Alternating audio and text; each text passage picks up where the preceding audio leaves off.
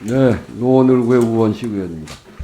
관세청에 보니까 이 퇴직자들이 많이 모여있는 기관이 3개가 있더라고요.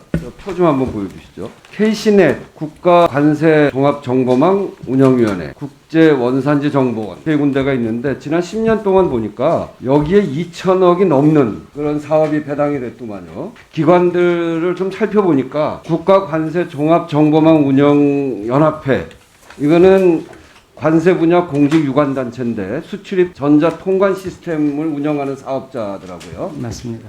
근데 여기 서울 본부 관세장 출신의 정일석 씨가 대표를 맡고 있는데 그렇죠? 네, 그렇습니다. 근데 보니까 단독 이사라고 그래요. 이사회에 이사가 한 분밖에 없네요. 제가 확인해 봐야 되겠습니다. 그거는 그렇다고 그래요. 예, 예. 어떻게 이사를 한 사람만 하는지. 거기가 설립한 자회사가 있는데 KC넷이라는 게 있어요. 이건 민간 회사인데요. 이건 뭐 하는 데냐면 통관으로 발생하는 모든 데이터를 전자문서로 변환해서 통과 시스템상 등록 전달하는 전사문서 중개사업자, 그런 회사예요. 네. 문서를 만들어서 보관하는 유지 거죠. 보수를 하고 있는. 예, 여기는 부산본부 세관장 출신의 양승권 대표이사가 맡고 있더라고요. 네. 원산지 관리사 자격시험 시행기관 지정을 하는 국제원산지정보원이라는 게 있어요. 네. 여긴 보니까 원장을 비롯해서 FTA 총괄본부장, 여기에 관세청 퇴직자 출신들이 간부로 다 들어가 있더라고요. KC넷은 임원 17명 중에 12명이 관세청 직원이고요. 지금 보니까 이게 다 연결되어 있어서 KC넷의 주식 31%를 국정망운영연합회가 갖고 있고 또 한 2% 정도를 국제원산지정보원, 국제원산지정보원은 기타 공공기관인데 여기서 이렇게 주식 갖고 있어도 돼요? 민간회사 주식을? 그것도 제가 이해가 잘 안 되는데, 근데 보니까 이 발주 현황을 보니까 말이에요. 8년에는 62억, 19년에는 73억, 이게 KC넷이 가져간 게, 2000년에는 92억, 연도마다 뭐 10억, 20억씩 이렇게 계속 늘어나더라고요. 그래서 그것도 잘 이해가 안 되고. 그런데 이 수의 계약률을 보니까 KC넷이 수주한 41건 중에서 7건이 일반 경쟁을 했고 나머지 34건이 수의계약이고요. 그리고 이 3개 기관을 다 합쳐보면 96건의 중에서 수의계약이 27건, 일반 경쟁은 16건, 나머지 53건은 일반 경쟁에서 수의계약으로 전환돼서 수의계약률이 83%예요. 왜 이렇게 수의계약이 많죠?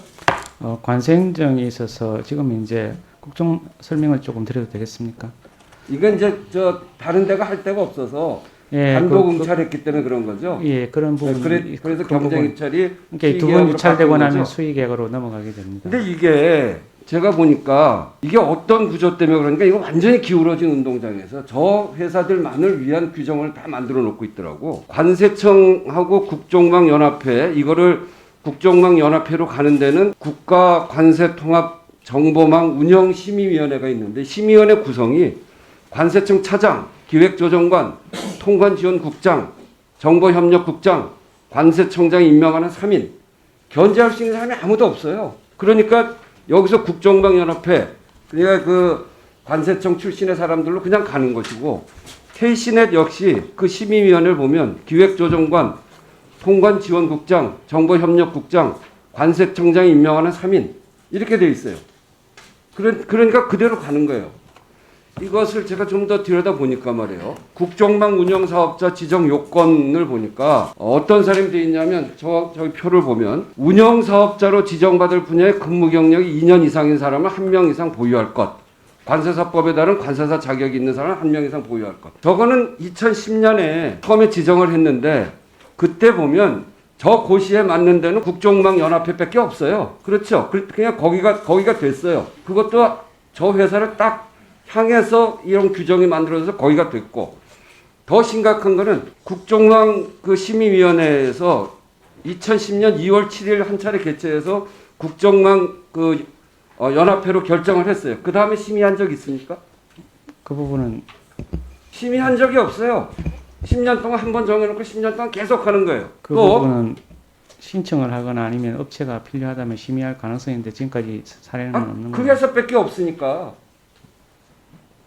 그리고 전자문서 중개사업 심의위원회 KC넷 정하는 거 아까 얘기했던 그 심의위원회로 이거 언제 정했습니까? 정확한 그 일자는 2011년 8월 16일 심의위원회 열어서 했어요. 그리고 그 다음에 또 심의한 적이 있나요? 10년 동안? 그 지금 이제 그 중개사업자 운영권자는 심의한 KT넷과 적이 없어요. KT넷 두 개가 들어와 있습니다. 예. 그러니까 한번 정해놓고 거기에 맞게 규정을 만들어서 한번 정해놓고 10년 동안 한 번도 심의 안 하고 그 회사를 그냥 하는 거예요. 난 도대체 이런 데가 있는지 처음 알았는데 또 더 나가면 운영협의회 있어요. 전자문서 중개사업 심의 사업의 운영협의회가 있는데 운영협의회는 뭐 하는 데냐면 중개사업의 수수료 요금 결정하는 데요. 여기는 누구로 구성되어 있냐면 관세청의 통관기획과장, 과장 4명하고 전자문서 중개사업자 소속 임원 중 회사 대표가 지정하는 3인, KC넷 직원 3명하고. 그러니까 이 얘기는 뭐냐면 중개사업의 수수료 결정도 그 회사 직원들하고 같이 앉아서 하는 거예요. 견제할 수 있는 수단이 아무 데도 없어요.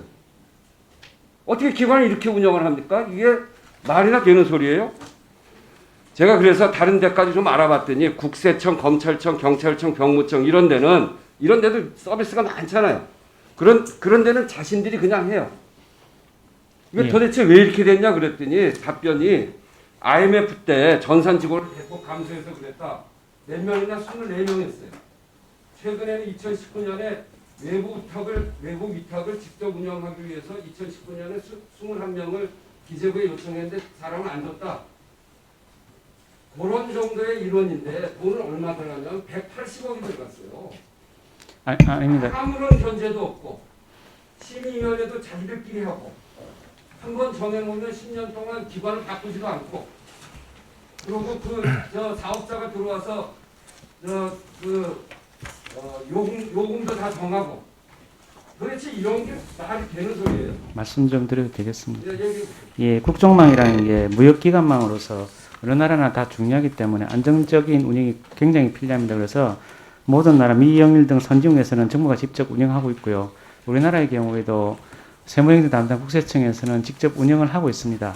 그런데 세무행정을 담당하는 국세청 그 인력은 370명 정도 됩니다.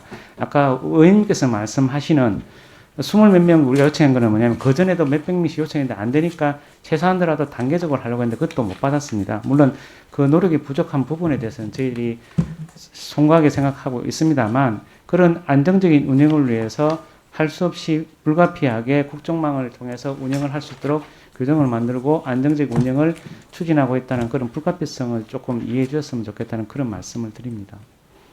위원장님 이 문제는요. 이게 편집자들 중심으로 회사를 만들고 그리고 사업자 선정하는 과정도 자기들끼리 하고 제가 말씀드린 대로 도저히 납득할 수가 없습니다. 요금 정하는 것도 그 회사 직원들이 들어가서 같이 정하고 이거는 감사원에서 감사하고 있도록 그렇게 해야 된다고 생각합니다. 이상 질의하겠습니다.